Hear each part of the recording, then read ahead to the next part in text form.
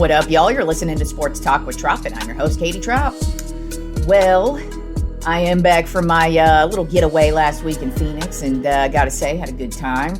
Got some great weed over there in Phoenix, but most importantly, I got some work done in the studio for some new music I'm going to be releasing here. Don't know when, but that's just how it goes. But we did have a lot going on while I was gone, so let's get right into it. This week, the AP Top 10 for college football rankings has officially been released. You know, I went over the coaches' Top 10 last show, and it's almost pretty identical with the AP. The coaches poll is not as official as the AP Top 10. The AP Top 10 is basically what it is.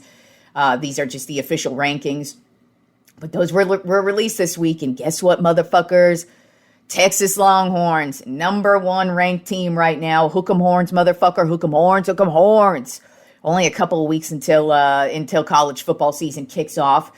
So number one, Texas Longhorns. Number two, Penn State. Number three, Ohio State. Number four, Clemson. Number five, Georgia. Number six, Notre Dame. Number seven, Oregon. Number eight, Alabama. Number nine, LSU. And number 10, the U, Miami. So like I said, the Longhorns kick off the college football season up against Ohio State. So it's going to be number one versus number three. So right out the gate, we have us a great matchup. But these are the official rankings, y'all. And Texas, number one. Let's see if they can live up to it, because those are high expectations. And there's a long season. And to start it off against Ohio State, that's always a big deal.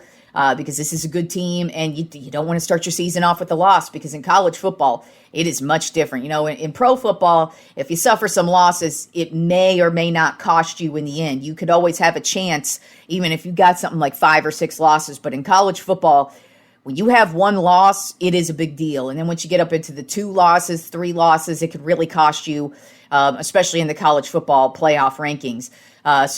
Yes, it's great to be ranked number one right now, but we are the top dogs, and everybody's going to be looking at us. And if we lay an egg against Ohio State right out the gate, could drop all the way down to number 10 or even further. So we'll see what happens, but only a couple more weeks until college football kicks off.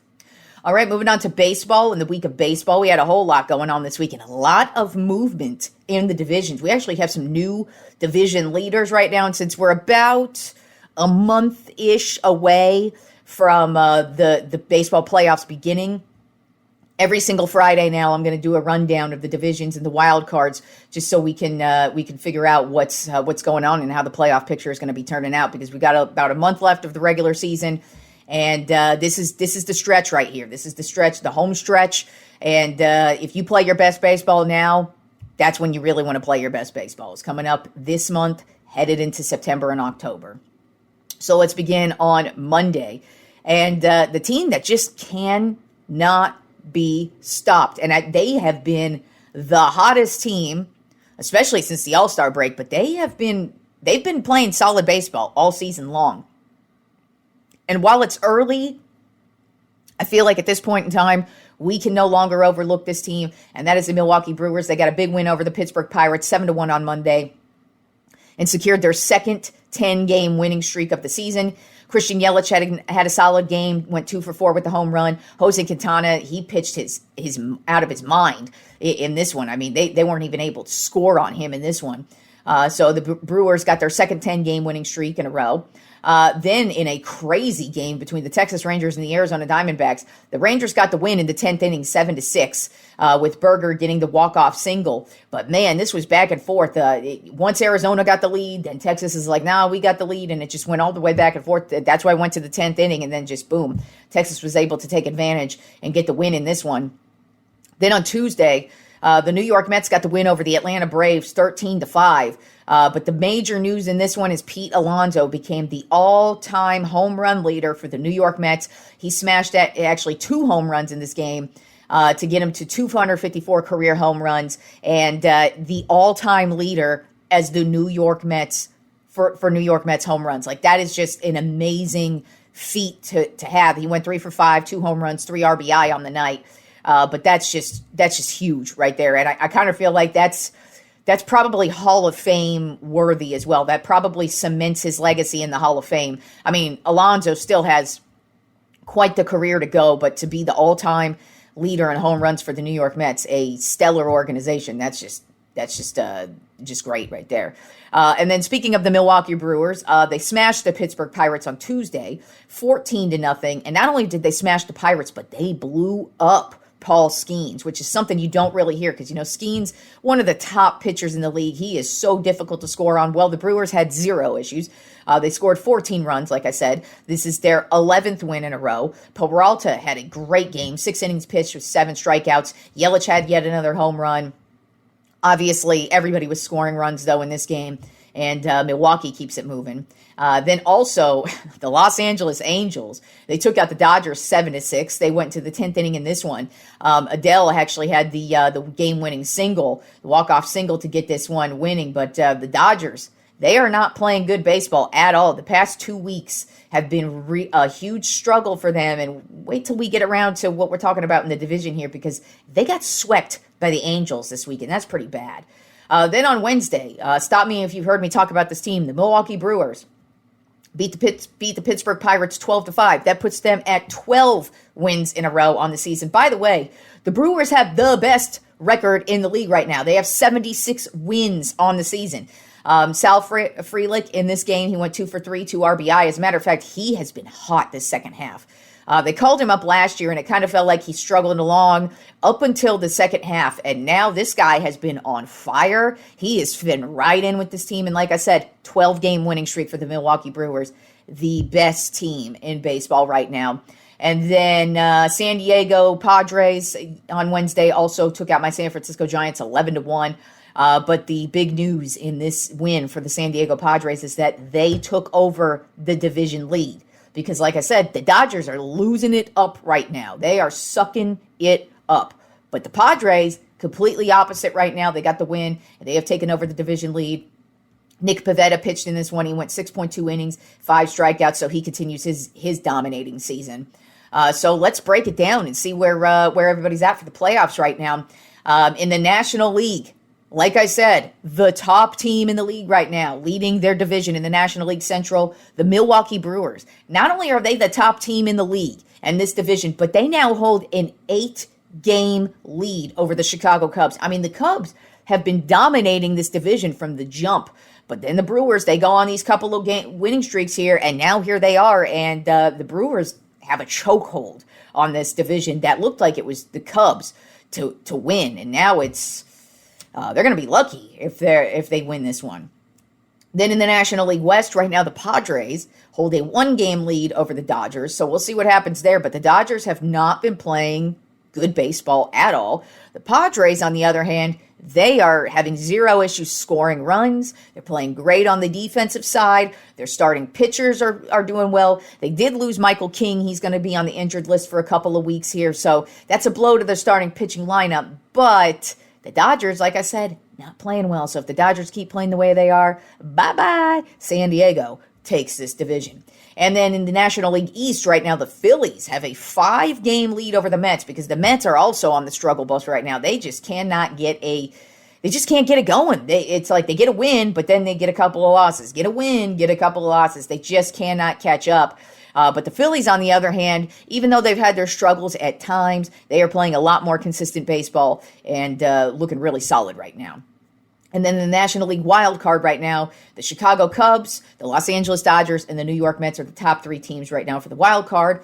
And moving on to the American League East right now, the Toronto Blue Jays hold a 5-game lead over the Boston Red Sox.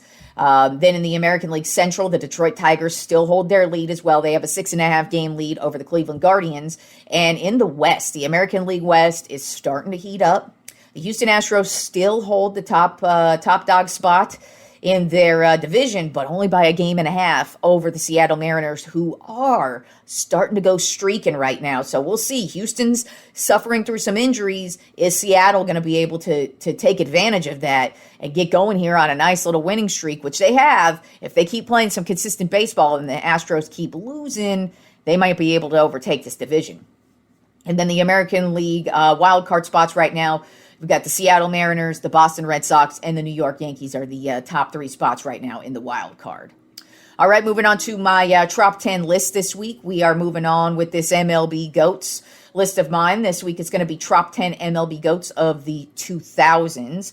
And, this is right in my wheelhouse because this is really just baseball that is just stuck in my head. So it was kind of difficult to get this going. I mean, I really say I actually did have there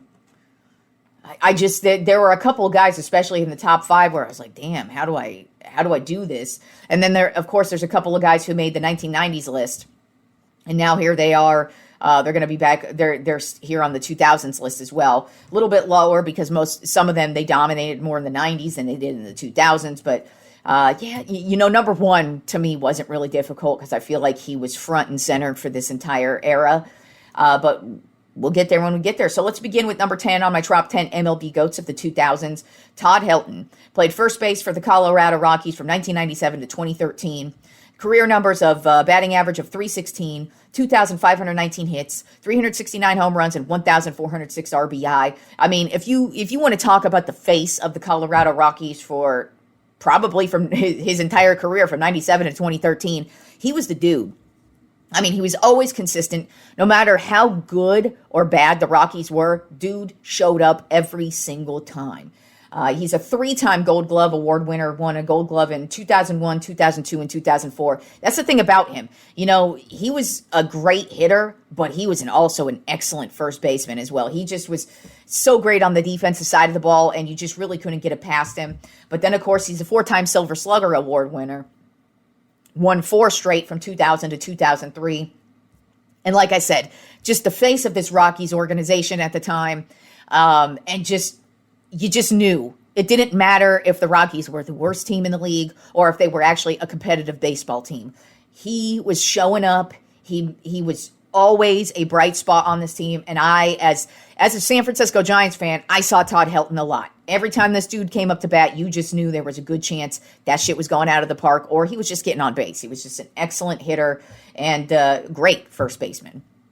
Then at number 9 on my Tropp 10 MLB GOATs of the 2000s, Joe Mauer played catcher with the Minnesota Twins from 2004 to 2018. Career numbers of batting average .306, 2,123 hits, 143 home runs, and 923 RBI. He won the MVP in 2009, 3-time Gold Glove Award winner from 2008 to 2010, so won 3 in a row. 5-time Silver Slugger Award winner 2006, 2008, 2009, 2010, and 2013. 3-time batting champion in 2006, 2008, and 2009, and really just one of the most consistent catchers we ever had. He was another dude, just like Todd Helton. It didn't matter how good or bad the Minnesota Twins were. This dude came to play each and every game. He always showed up. And really, the unfortunate thing about Joe Mauer is the thing that took him out of the game were injuries, because this dude was lights out every single year he played unless he was injured. Dude was just a fantastic catcher and definitely one of the GOATs of this era. Then at number 8 on my Tropp 10 MLB GOATs of the 2000s, Johan Santana played starting pitcher with the Minnesota Twins from 2000 to 2007, then with the New York Mets from 2008 to 2012. His career numbers: 139 wins, 78 losses, a .320 ERA, and 1,988 strikeouts. He won the Cy Young Award twice in 2004 and 2006. He was a Triple Crown Award winner in 2006. He also threw a no-hitter on June 1st of 2012. And just one of the most dominating pitchers of this era. You knew if Johan Santana was coming out on that mound, it was going to be slim pickings to get on base. And if you got on base, you better make sure you score at least 1 run, because this dude is not giving it up. Then at number 7 on my Tropp 10 MLB GOATs of the 2000s, Ryan Howard played first base with the Philadelphia Phillies his entire career from 2004 to 2016. His career numbers: .258 batting average, 382 home runs, 1,194 RBI. And talking about the face of an organization, this is another dude who was the face of the Philadelphia Phillies for his entire fucking career. This guy was a monster. I loved Ryan Howard, as a matter of fact.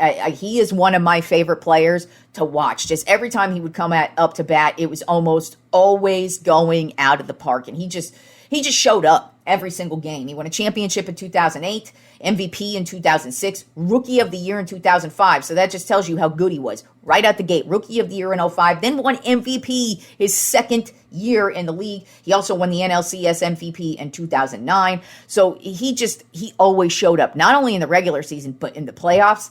Ryan Howard was one of the most consistent dudes when the Phillies went to the playoffs because he was there. He just was one of the best players. I really thoroughly enjoyed the career of Ryan Howard. Then number 6 on my top 10 MLB GOATs of the 2000s, Pedro Martinez. Yep, he was on the 1990s list. But of course, this dude dominated his entire career. Starting pitcher with the Dodgers, the Montreal Expos, the Red Sox, the New York Mets, and the Philadelphia Phillies from 1992 to 2009. Career numbers, 219 wins, 100 losses, 2.93 ERA, and 3,154 strikeouts. Won a championship in 2004, 3-time Cy Young Award winner in 97, 99, and 2000, and won a Triple Crown in 1999.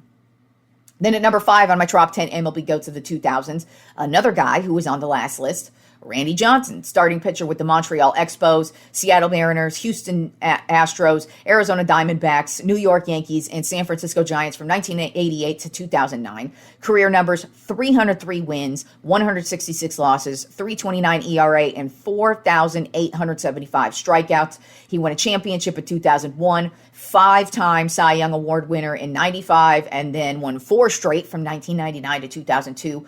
Also is a Triple Crown award winner in 2002. Pitched a perfect game May 18th of 2004 and pitched a no-hitter on June 2nd of 1990.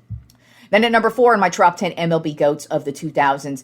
Now this is where it really got convoluted for me. There are 2 players, 3 and 4 here. I really went back and forth and I decided to bump up who number 3 is above this guy. And so at number 4, I have Alex Rodriguez, played shortstop and third base with the Seattle Mariners from 1994 to 2000, the Texas Rangers to 2000 to 2003, and then the New York Yankees from 2004 to 2016. His career numbers, batting average of .295, 3,115 hits, 696 home runs, and 2,086 RBI. He won a championship in 2009. He is a 3-time MVP in 2003, 2005, 2007, 2-time Gold Glove Award winner in 02 and 03, 10-time Silver Slugger Award winner in 96, and then won a few straight from 98 to 03, then 05, 07, and 08. Now, the only reason why I put number 3 above Alex Rodriguez is because Alex Rodriguez, I'll tell you this straight up, not that great when it came to the postseason. He was a very, very solid player, very consistent his entire career. But man, when it came to the postseason, he pretty much almost always disappeared. There was one year, it might have been the championship year, but there was one year where he actually had a very, very solid outing. But other than that, Alex Rodriguez pretty much disappeared during the postseason. And that's why I put the edge of number 3 above Rodriguez. And number 3 on my top 10 MLB GOATs of the 2000s is David Ortiz.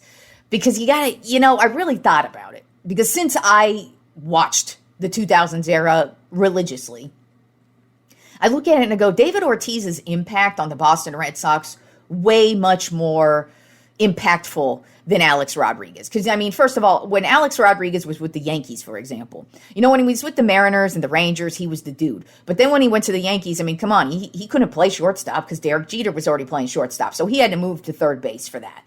And he wasn't the face of the Yankees. Derek Jeter was the face of the Yankees. For Christ's sake, you could probably put like Andy Pettitte and Roger Clemens and even Jorge Posada over Alex Rodriguez as faces of the Yankees. Like I said, him kind of disappearing in the postseason, that's really why I put Ortiz above him, because David Ortiz, let me tell you, that dude showed up every single fucking time. David Ortiz played designated hitter with the Minnesota Twins from 1997 to 2002 and the Boston Red Sox from 2003 to 2016. Now, like I said, for me, David Ortiz was the face of this Red Sox organization, but also a huge prominent figure in the league at the time. Career batting average of .286, 2,472 career hits, 541 home runs, and 1,768 RBI. He is a 3-time champion. That's also what put him above Alex Rodriguez in this category. He won a championship with the Red Sox in 04, 07, and 13. He's a 7-time Silver Slugger Award winner from 2004 to 2007, 11, 13, and 16. And just to me, like I said, Big Papi, he was just the face of the Red Sox at that time. They had a lot of dudes who everybody loved on this team, but I I would actually go out on a limb and say that David Ortiz is probably one of the most popular Red Sox, if not the most popular Red Sox of all time.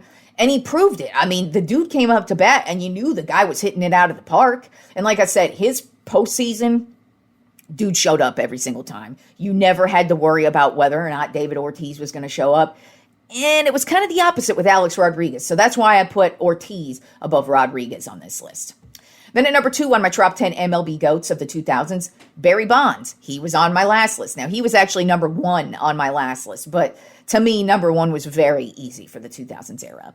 But Barry Bonds, of course, played left field with the Pittsburgh Pirates from 1986 to 1992, then with the San Francisco Giants from 1993 to 2007, career batting average of .298, 2,935 hits, 762 home runs, and 1,996 RBI, and 514 stolen bases. He's a seven-time MVP, 1990, 92, 93, and then 2001 to 2004, 8-time Gold Glove Award winner, and 12-time Silver Slugger Award winner. Some of the records that he still currently holds: 762 career home runs, 73 home runs in one season, 2,558 bases on balls, 232 bases on balls in a single season, and 609 on-base percentage in a single season. Those are all the records that Barry Bonds holds. But at number 1 on my top 10 MLB GOATs of the 2000s, like I said, this was very easy for me because in my personal opinion, this was the face of the league in the 2000s. And this is another guy who really only fell off because of injuries, and that is Albert Pujols. Played first base with the St. Louis Cardinals from 2001 to 2011. And then with the Los Angeles Angels from 2012 to 2021. And then also he played a year with the Dodgers, and then he ended his career with the St. Louis Cardinals, thankfully. But his career numbers: batting average .296, 3,384 hits, 703 home runs. So, he's eclipsed that 700 mark. So that just puts you in a whole that just puts you in a whole other level of hitters in the league. Then 2,218 RBI. He is a 2-time champion, won championships in 2006 and 2011. Honestly, that is why I put him above Barry Bonds, because I struggled with this because Barry, he did dominate the 90s and the 2000s almost equally. If you really look at his numbers, it's pretty equal. But I looked at Pujols and I'm just like, he really was the face of the league. He really was. But those 2 championships, they really put you in a whole, they give you something else. They really do. And he was a huge part of those championships as well. He is a 3-time MVP, 2005, 2008, and 2009. He won Rookie of the Year in 2001. He's a 2-time Gold Glove Award winner in 2006 and 2010. I mean, that's the thing about Albert Pujols. We all know him for knocking it out of the park, but he also was an excellent first baseman, and that's why he won those couple of Gold Glove Awards. And then he's also a 6-time Silver Slug Award winner, 2001, 03, 04, and then from 08, 09, and 2010. So my top 10 MLB GOATs of the 2000s: number 10, Todd Helton; number 9, Joe Mauer; number 8, Johan Santana; number 7, Ryan Howard; number 6, Pedro Martinez; number 5, Randy Johnson; number 4, Alex Rodriguez; number 3, David Ortiz; number 2, Barry Bonds; and number 1, Albert Pujols. All right, y'all, enjoy the weekend of sports, and I will talk to you fools on Monday.